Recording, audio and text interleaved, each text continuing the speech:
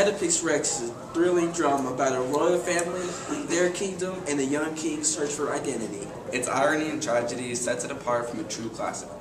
The main characters are Oedipus, the king of Thebes; Creon, Oedipus's brother-in-law and assistant; Jocasta, the queen of Thebes; Tiresias, the blind seer who tells Oedipus of his past; and the chorus, a group of citizens who are frequently commentating and inputting on the situation at hand.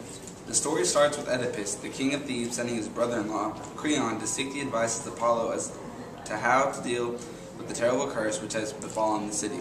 When Creon returns, he informs Oedipus that the only way to lift the curse is to find and prosecute the killer of Laos, the former king. Upon hearing this news, Oedipus swears to bring the murderer to justice, no matter what it takes or whoever she may be.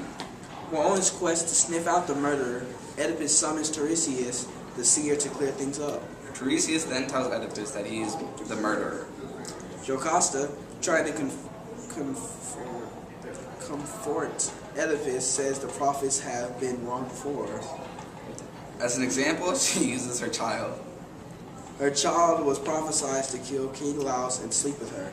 This doesn't comfort Oedipus, as he recalls a story from his childhood when an old man told him he was adopted and supposed to kill his biological father and sleep with his mother. To cast further doubt, Oedipus once killed a man at Crossroad, which is very similar to the way the king died.